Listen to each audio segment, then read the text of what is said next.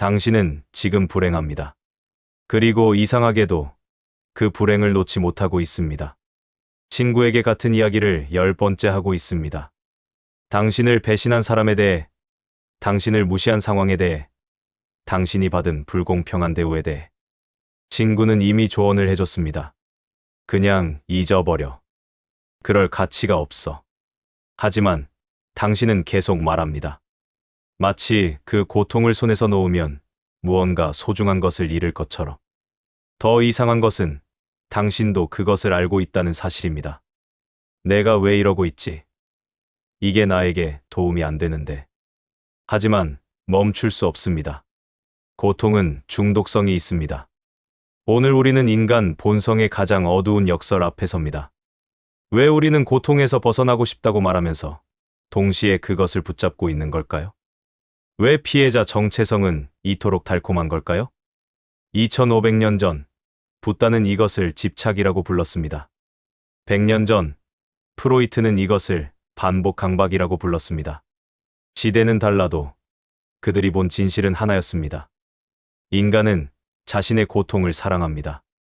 먼저 한 가지 실험을 해봅시다. 지금 당신의 최근 대화를 떠올려 보세요. SNS 게시물도 좋고 친구와의 대화도 좋습니다.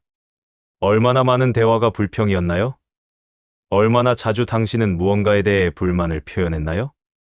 한 연구에 따르면 평균적인 사람은 하루에 약 15번에서 30번 정도 불평을 한다고 합니다. 어떤 사람들은 그보다 훨씬 많고요. 불평이 나쁜 건 아닙니다. 문제는 패턴입니다. 같은 것에 대해 반복적으로 불평하는데 상황을 바꾸려는 행동은 하지 않는 것. 예를 들어볼까요? 당신은 직장이 싫다고 말합니다. 매일 상사에 대해 불평하고 업무 환경에 대해 한탄합니다. 친구가 묻습니다. 그럼 이직해. 이력서라도 넣어봐. 당신은 대답합니다. 그게 쉽게 되나? 나이도 있고 경력도 애매하고 지금 시장이 안 좋잖아. 핑계입니다. 정확히는 고통을 유지하기 위한 핑계입니다. 왜냐하면 이상하게도 당신은 그 고통이 필요하기 때문입니다. 심리학자 에릭 번은 이것을 게임이라고 불렀습니다. 사람들은 무의식적으로 자신이 원하는 결과를 얻기 위해 특정 패턴을 반복합니다. 그리고 가장 흔한 게임 중 하나가 불쌍한 나입니다. 이제 시간을 기원전 500년경 인도로 되돌려 봅시다. 시다르타는 왕자였습니다. 그에게는 모든 것이 있었죠. 부, 권력, 아름다운 아내, 아들. 하지만 그는 불행했습니다. 어느 날 그는 궁전을 나와 세상을 보았습니다. 늙음, 병듦, 죽음. 그리고 깨달았습니다. 인간은 고통받는다. 그것도 계속해서. 6년간의 고행 끝에 그는 보리수나무 아래 앉았습니다. 그리고 사성제, 4가지 거룩한 진리를 발견했습니다. 첫째, 인생은 고통이다. 둘째, 고통의 원인은 집착이다. 셋째, 집착을 없애면 고통도 사라진다. 넷째, 집착을 없애는 방법이 있다. 여기서 핵심은 2번째입니다. 집착, 팔리어로 타나, 가레라고도 합니다. 불교에서 말하는 집착은 단순히 무언가를 원하는 것이 아닙니다. 그것은 훨씬 더 미묘합니다. 집착은 3가지 형태로 나타납니다. 첫째, 쾌락에 대한 집착. 둘째, 존재에 대한 집착. 셋째, 그리고 이것이 중요한데, 비존재에 대한 집착. 비존재에 대한 집착. 이게 무슨 말일까요? 이것은 자기 파괴에 대한 집착입니다. 고통에 대한 집착입니다. 나는 불행해. 나는 피해자야. 세상은 나에게 불공평해. 이 정체성에 대한 집착입니다. 왜 사람들은 고통에 집착할까요? 붓다는 말합니다. 고통이라도 있으면 자아가 있다는 증거가 되기 때문이라고. 생각해 보세요. 나는 고통받고 있어라고 말할 때 거기에는 명확한 나가 있습니다. 고통받는 주체로서의 나. 이것은 존재의 증명입니다. 더 깊이 들어가 봅시다. 당신이 아무 문제도 없고 아무 고통도 없다면 당신은 누구일까요? 당신을 정의하는 것은 무엇일까요? 많은 사람들에게 그들의 고통이 그들의 정체성입니다. 나는 우울증이 있는 사람이야. 나는 트라우마가 있는 사람이야. 나는 불운한 사람이야. 이것이 자기 정의가 됩니다. 그래서 고통을 놓는 것은 무섭습니다. 고통을 놓으면 나는 누구일까요? 불교는 이것을 아상, 자아에 대한 집착이라고 설명합니다.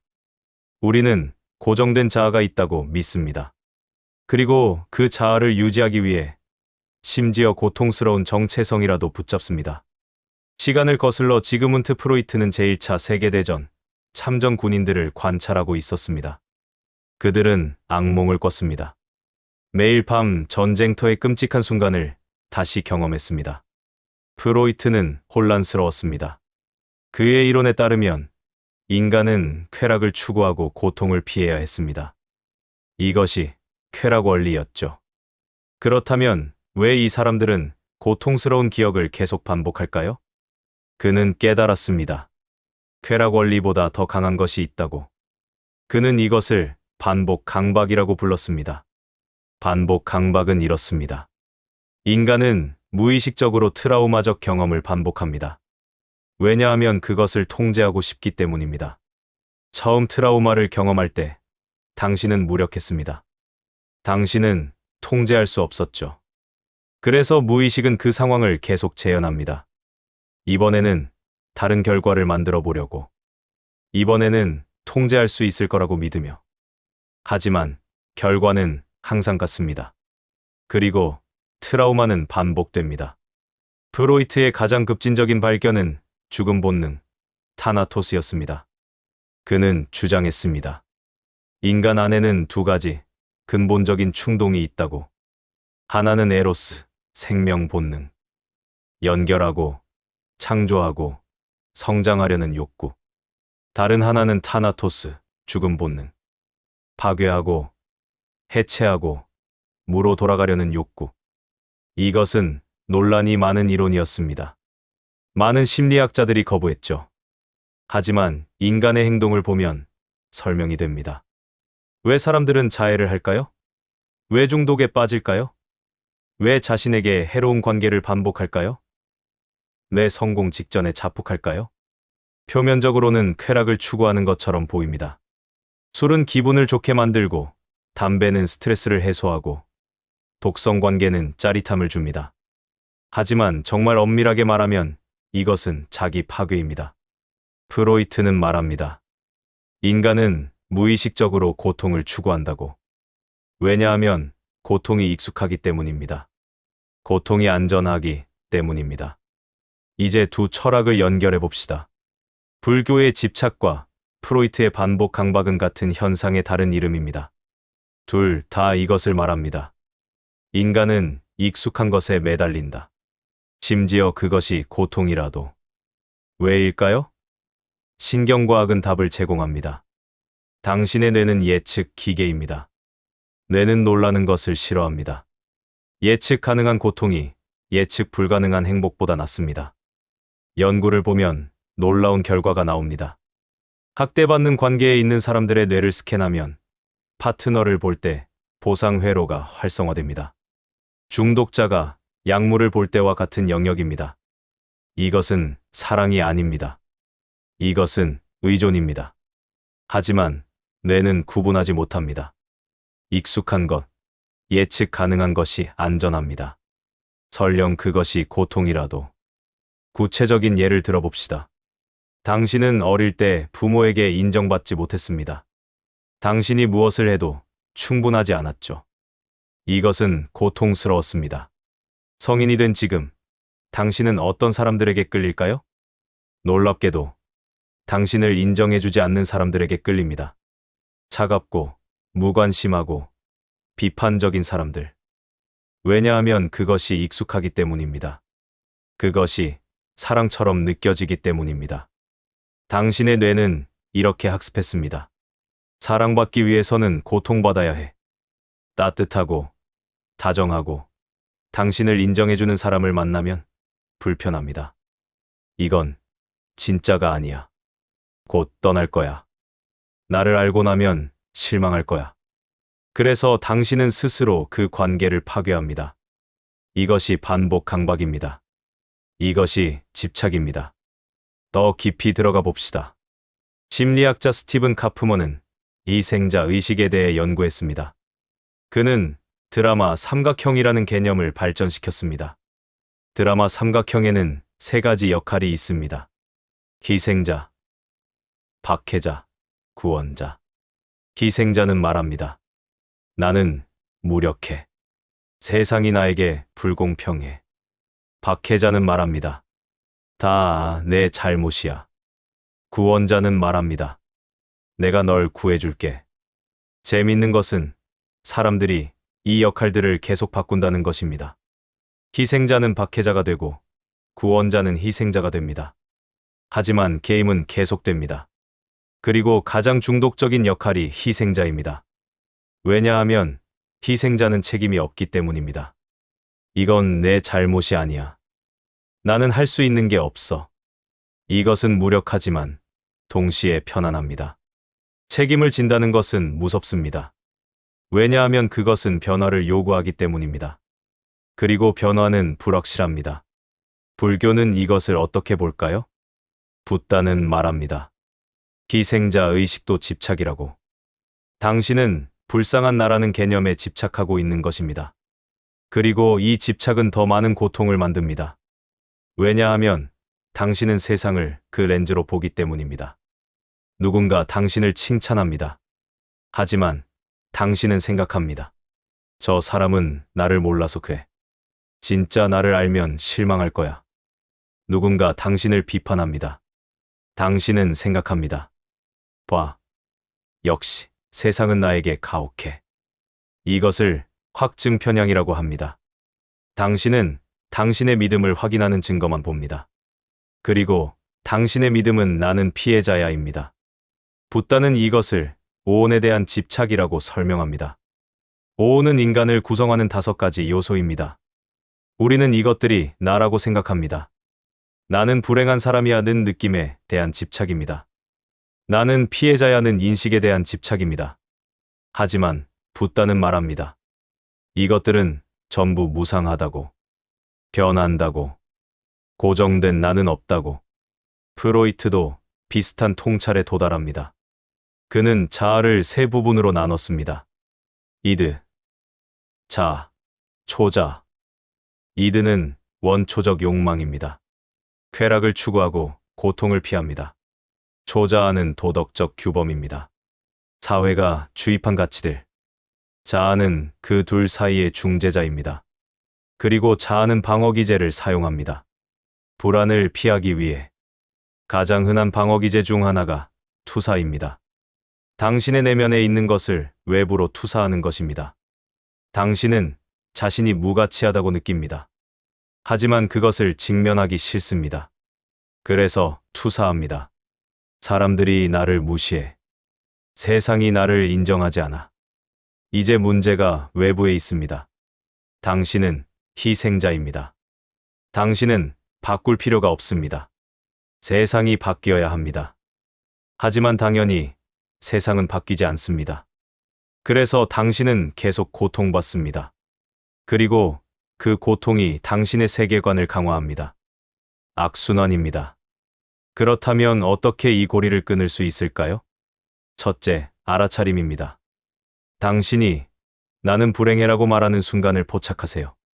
그리고 잠시 멈추세요. 이것이 진짜 나인가?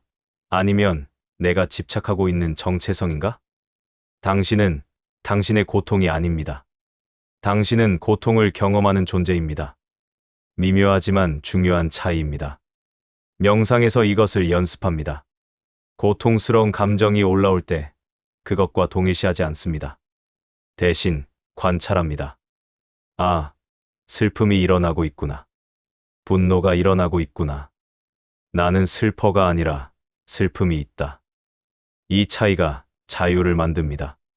둘째, 무의식을 의식으로 가져오기입니다. 당신의 패턴을 관찰하세요.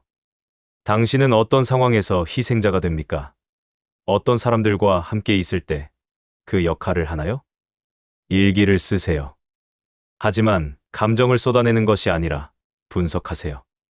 나는 왜 이렇게 반응했을까?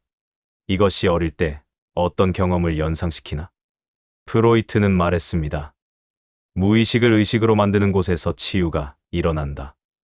당신이 패턴을 보는 순간, 당신은 그것을 바꿀 선택권이 생깁니다.